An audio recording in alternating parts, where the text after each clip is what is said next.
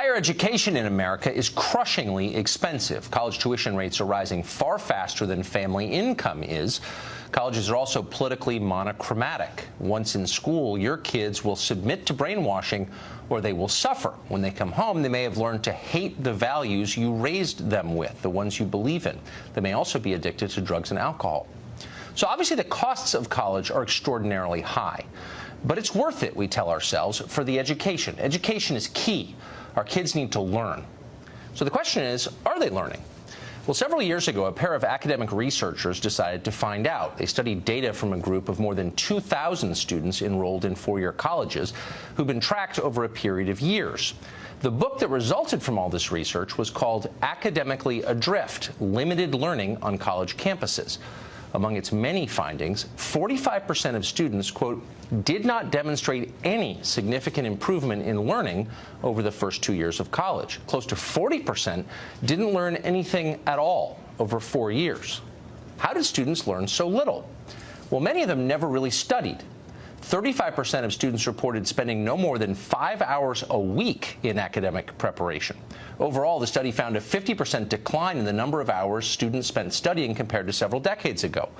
The average full-time college student now spends only 2.76 hours a day on all education-related activities, going to class, studying, all of it, and more than twice as much time shopping, eating, and partying. Multiply this by an entire country, and you wind up with a deeply ignorant population. There has been a consistent decline in adult literacy in America over the past 25 years, despite the fact that more kids than ever are going to college. Two separate studies by the National Assessment of Adult Literacy found that most college graduates fall below proficiency in verbal and quantitative literacy. The majority could not complete simple cognitive tasks like comparing the viewpoints in newspaper editorials or calculating the cost of food items in the grocery store. A 2005 study found that only 31% of college graduates could read and understand a complex book. 31%.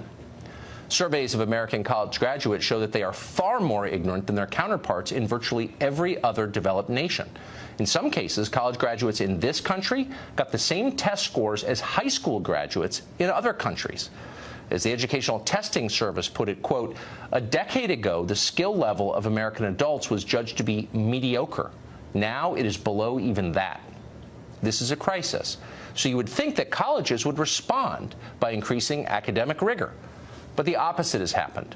A survey of the top public universities in America found that only 9 schools required an economics course for graduation, for example. Only 5 required a survey course in American history. And as one researcher noted, despite lip service given to multiculturalism, fewer than half required even intermediate study of a foreign language. Meanwhile, the number of degrees awarded in women's and gender studies increased by more than 300% since 1990. College classes are getting flimsier. College graduates are getting dumber. But you would never know it from their grades, which are getting higher. In 1983, the average college GPA in this country was 2.8. It's now over 3.1. Grade inflation is everywhere, but it's most profound at private schools. At Wake Forest, for example, in North Carolina, the cumulative GPA for graduating seniors in 1988 was 2.84. In 2014, it was 3.4. Nationally, the most common grade given in college courses right now is an A. According to the New York Times, about 43% of all letter grades given are A's. Only about 10% are D's and F's. In other words, more students are failing, yet almost nobody fails. Kids know less, but their teachers assure them they know more. Colleges barely teach, yet every year they increase their fees. Try that in a private business. You might get indicted for fraud.